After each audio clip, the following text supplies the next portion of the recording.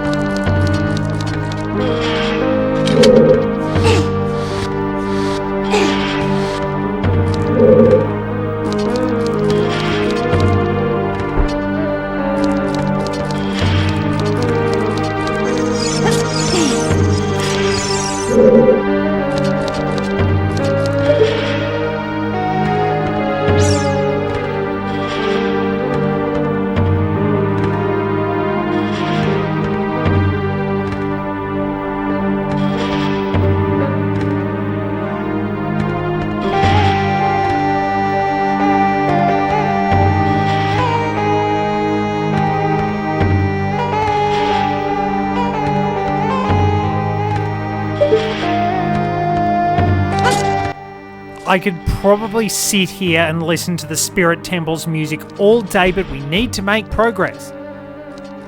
We need to walk over to this lady here.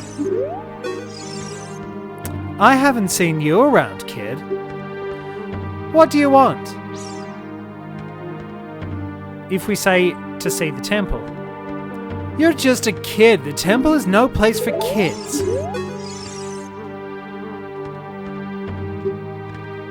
Want to see the temple, looking for the sages. A sage? I don't know anyone like that. So we have to say that we're not doing anything.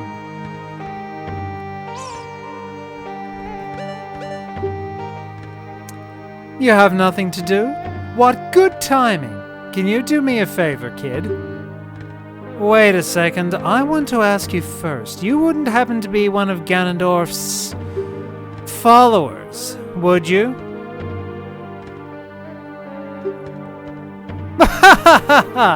Don't try to act cool, kid. I was just asking.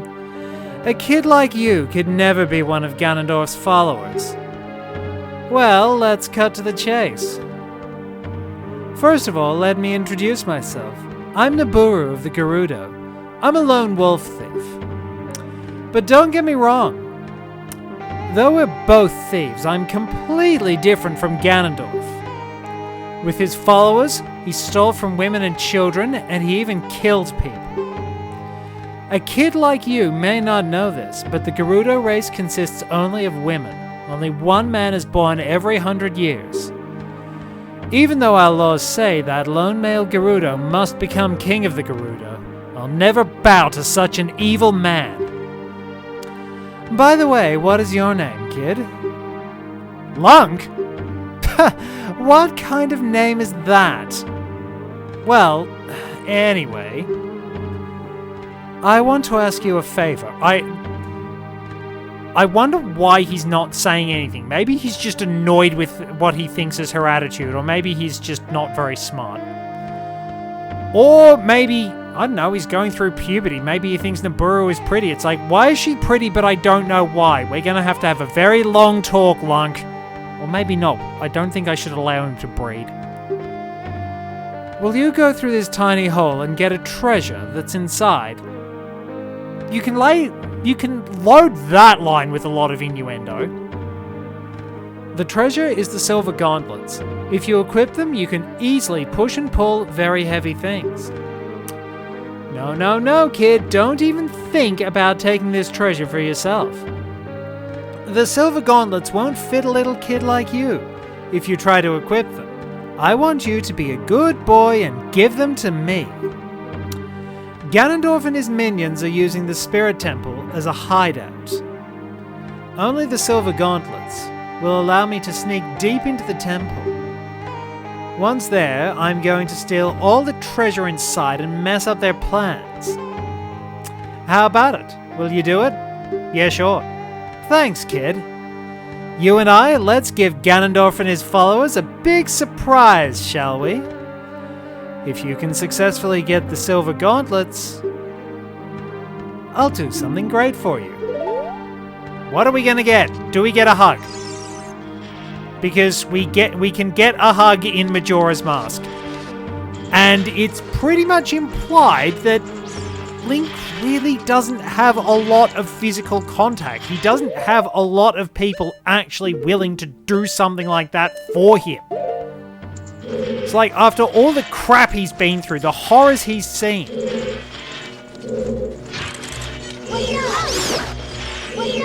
it might literally be one of the nicest things that's ever happened because somebody actually cares enough about him to give him actual affection. So, we can take out the case. I see you. The slingshot is a little bit easier to aim. Now, the Armos. Can our sword hurt it, or do we need bombs?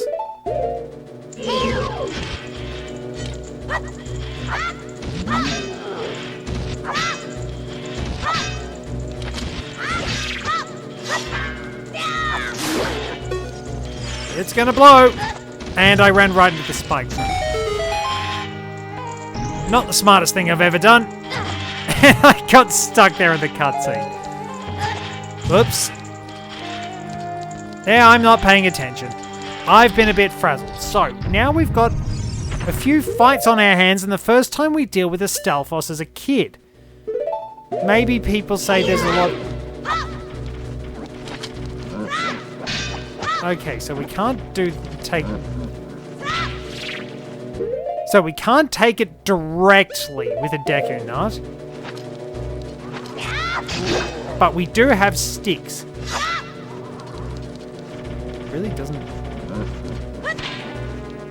It really doesn't quite know what to do with this, does it?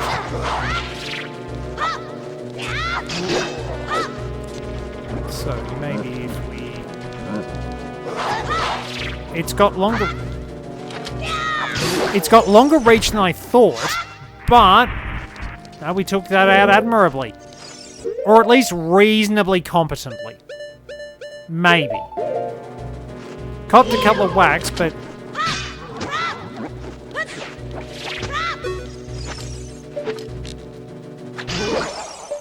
Nice. Okay, now if I'm careful, I can loop that around, get it to come back through the switch. Very nice, and we do have a lot of flying pots, which usually wind up giving us hearts. I mean, they do like a quarter hearts damage, so we do at least get something out of it. We got $5 again. And there's a War Master in this room too. No, it's the next one. So, the enemy that pops up in this room is an Anubis.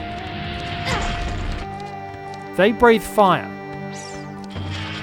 So if you move around... Was it mimicking me falling to my doom? That's... It's a little spiteful, so... Ah! Oh, God! That spike trap is a pain in the... So what you're supposed to do with the Anubis is to walk past it.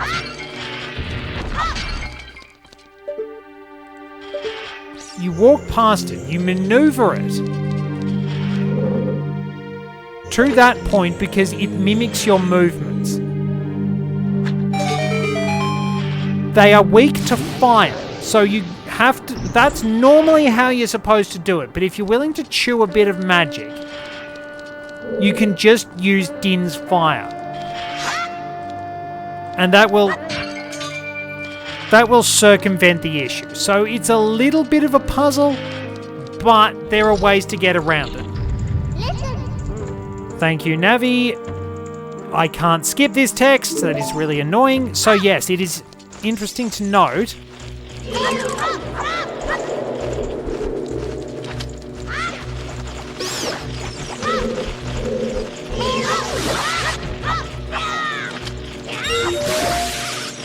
It is interesting to note, as I was trying to say, that the person who warns you about the water not being normal water in the water temple in Morpha's Arena, that's actually Ruto, not Navi. Navi's text is blue. Okay, so that's on the other side of that.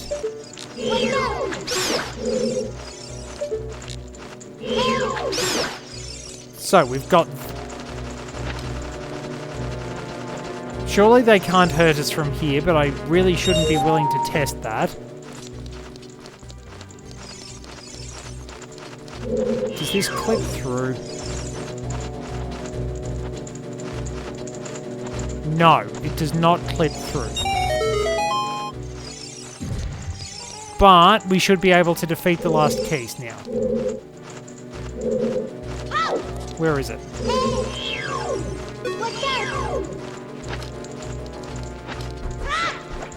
Of course it's trying to light itself on fire. Yeah, now I do need to actually talk about the dungeon because I've been slowly losing my sanity. But I love this place. It is genuinely set up like a place of worship, and it feels important. It feels special. It feels like it's been constructed for that purpose. It feels like it's somewhere built for the desert. It's sort of hardy desert rock. It's made out of durable materials that are designed to withstand the heat and keep you cool inside it. It's got clear Gerudo craftsmanship. It's got architecture similar to their styles. So it's possible it was built by them a long time ago, but it just looks magnificent. It looks grand, it looks stylish, it looks elegant. It's got that sort of real desert motif to it. But it's got that feeling that's just that's something a little bit special. It really is important, almost a little bit regal, just the touches like the carpets, the ornate carpentry in the doors. The little things, just like that. It's very clearly been made of pretty durable rock. It's like, it just looks so good. Together with the music, it just feels like something grand, a majestic temple in the heart of the desert. Something that is truly grand, truly a place of worship. It feels the most like a temple. And I love it because of that. It's got such great design work. It feels like something that could be a tribute to a goddess, and the fact that there's that big statue in the middle of it, it really feels like the Gerudo place of worship. And there's a gold sculpture behind us too. Like, this dungeon is so well presented. it's like a little insight into another world, a little glimpse of the culture of the Gerudo.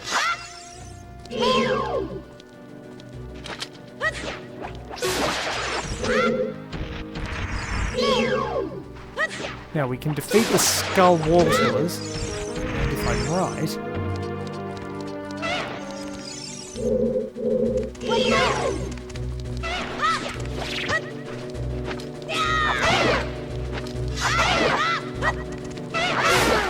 There we are, we can just take the Lizalfos out pretty easily. Oh, hello, I didn't even... Literally didn't see you there. So that should take care of them. And I think that drops a chest for us.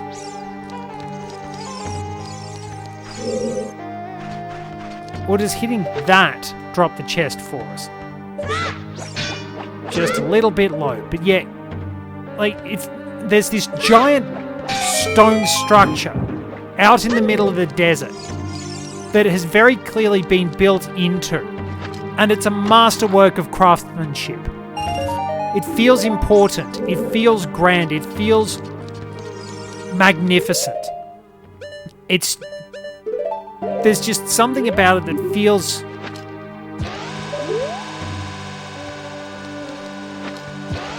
Well, we do need the bomb cheese for that, because we need the sunlight to unlock the door.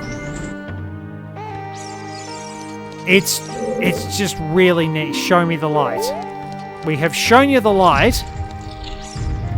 Now, is that the... That's an Armos we need to push down. That opens the door above us. If we do go down here, then we can actually get the map. But you see what I mean? This is part of why the dungeon feels so grand and so well designed. This gigantic sculpture of a desert goddess. It feels like an actual serious temple, a proper place of worship, as I said. And all the little symbols, the way everything's presented, the iconography works into the idea that this is somewhere very special to the Gerudo. Future me cutting in for a moment here. I think what past me was trying to get at in this little section is how interesting, and in some ways diverse, life in the desert, and this can be animals or human societies, can actually be. There's quite a lot that happens in the desert in terms of ecosystems. It's more than just sandy, barren, not much happens. Adapting to life in the desert is difficult, but the creatures that live there are fascinating, and it's probably worth learning a bit about the civilizations that live there. The various stories from indigenous songlines in Australia, for example. Taking in information about other cultures is really, really important. Also, do note that I check out the barred door opposite the map chest. We can access that when we're an adult, but not right now. So we have to stick to our little side of the dungeon. I'll see if I can get this done in one episode. Up we go. So we can't do anything about here because we can't use the Scarecrow sign. We do have to come back to the other side, and I think apparently there was a point where you could actually Z-target the chest of the statue, and those are hookshot targets. Navi would admonish you for staring at the statue's chest. Ah yes, our little puzzle room. We have to collect the silver rupees and move the blocks. We will need bombs. Take out the BMOS. Future me here. Past me did try and have something coherent at this point, but it just sort of went off on a few tangents because well, excess frazzling? Would that be the word? We'll say frazzling. From horseback archery, being punched by Bongo Bongo and the obstacle course, but mostly the horse-related stuff, had just sort of tired him out, and I'm not sure if things would have landed 100% right. It's like, I think it was okay, but better to be safe than sorry. Anyway, I do find a lot of ideas about the desert ecosystems and the different cultures that developed in deserts across the world quite fascinating. The example of the Australian desert is really good. It seems like a harsh, murderous place that will consume the unprepared. And really it was. A lot of explorers were badly injured, suffered major health issues, or just flat out met their end in the harshness of the Australian desert. And yet, Indigenous nations would be able to tell you what the landscape was like, where something was, just because of traditions, their songlines, their stories, their history. They would be more surprised if they gave you directions to something and it wasn't there because the oral traditions were so strong and everything was so well recorded. It is interesting to note that parts of Australia's desert have not been mapped by European descended Australians because the area is just so inhospitable. It's really, really difficult to deal with. So I suppose that's pretty much it for the insights on the desert. I would also say a few issues pop up with the Gerudo in general because even the atmosphere of the Spirit Temple kind of has a bit of an Orientalist feel to it. I mean, you have the Gerudos dressing in the classic Bedlar outfit. A lot of their culture does seem very stereotypically Middle Eastern. I'd like to see them branch out a bit more, honestly. But I have always liked the Spirit Temple. I've rambled on a bit and repeated myself a fair bit. Honestly, I think a dungeon like the Spirit Temple would be a really good start almost for breaking the Gerudo out of that simple Orientalist stereotype approach and starting to flesh out their culture a lot more. Like, you could very easily develop a theology, a culture, a whole range of aspects for the Gerudo if you really wanted to, and I think it would be pretty cool if we actually did get a bit more for the Gerudo besides some of the stereotypical approaches. But as it stands, in a vacuum, younger me thought the Spirit Temple was absolutely awesome, and it's just stuck with me to this day. It remains my absolute favourite. The Wind Temple will always be very close behind, and then Stone Tower close behind that, but this is my favourite. And I've added this extra section, grabbing a gold skulltula as we go, because I realised what Past Me had said here summed up what I was just saying. Oh well, at least we got on the same wavelength in the end. I will note that the idea of going through a dungeon in 2 different time periods is really good. It's not often used in the series. I think the only other example is Mermaid's Cave in Oracle of Ages. You go through that in past and present as well. It's a really cool approach. Honestly, it would have been nice if they'd done more with that sort of mechanic in A Link to the Past and improving the Dark World. But yeah, that went a bit underused. Still, being able to go through here in 2 time periods is really awesome. This is an Iron Knuckle. These were sword-wielding enemies that were effectively Dark Knuts in Zelda 2. The higher level ones could shoot sword beams. But, well, only the blue ones could shoot sword beams. But I don't think the Dark Knuts could in the original Zelda. In the second quest, Stalfos could shoot sword beams. I don't know if Dark Knuts could, because that would have made them horrifying. Anyway, Iron Knuckles are big. Iron Knuckles are slow. Iron Knuckles hurt a lot. They take 30 standard blows from the Kokiri sword. They are worthy of the mini-boss title. Let's get to rumbling. Feel the fire of war!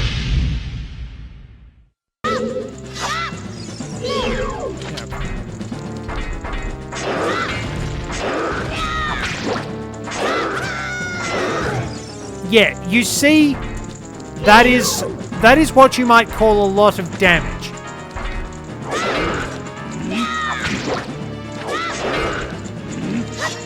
So yeah, we're gonna have to use our sticks.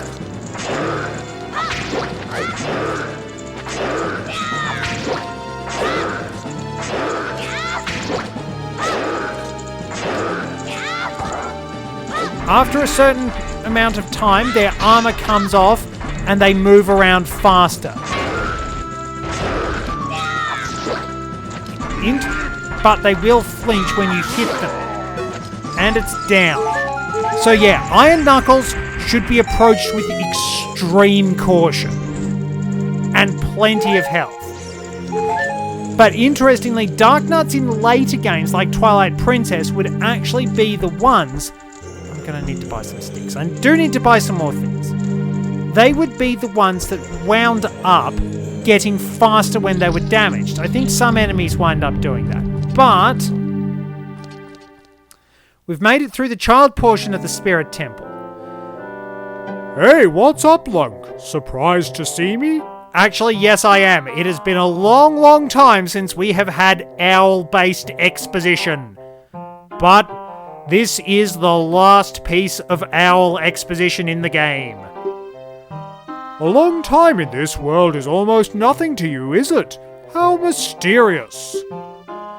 Even I thought that the tales of a boy who could travel back and forth through time was merely a legend. Lunk, you have fully matured as an adult.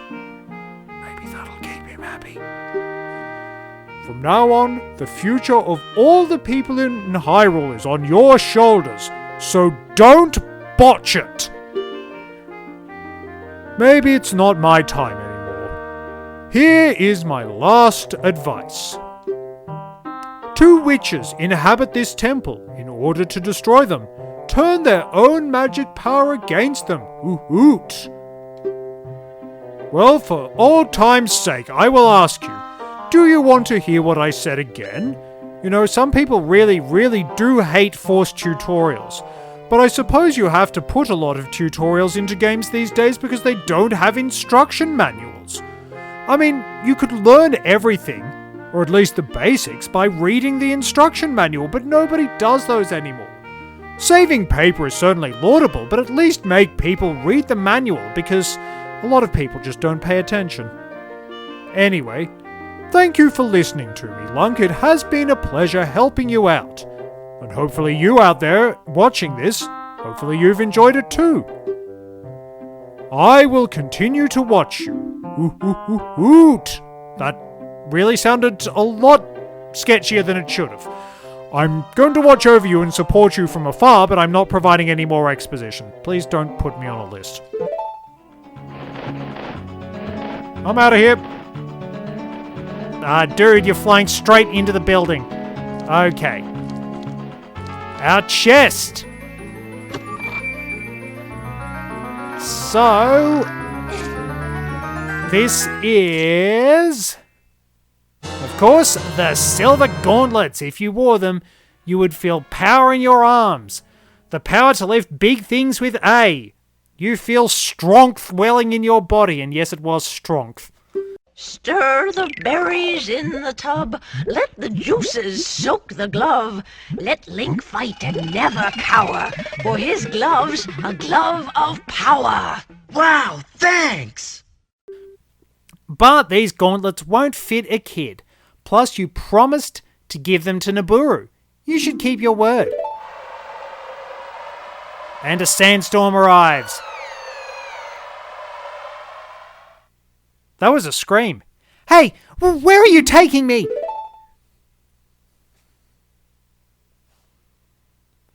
Yeah! Let me go! Oh, that looks really cool at sunset. You fiends! Ganondorf's minions!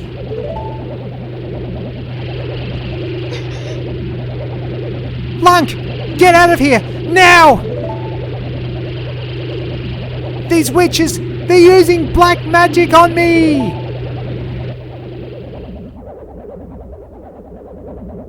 There are the witches in question, Kotake and Kume.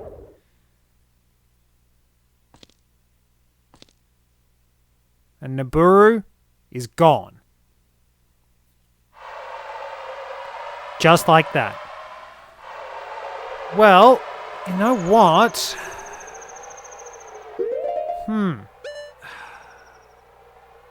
I do really want to check something.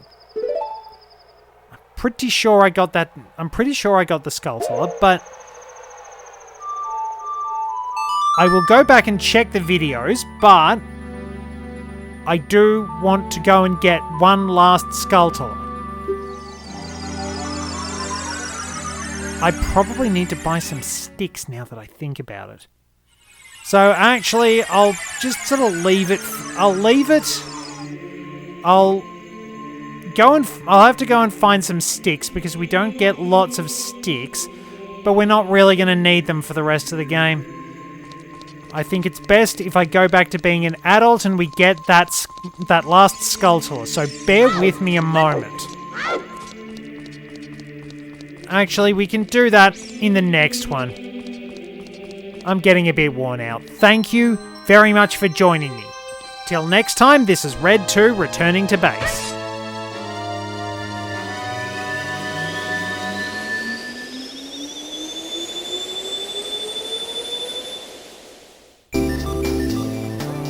Oh god, that's still moving. I didn't realize that was still moving.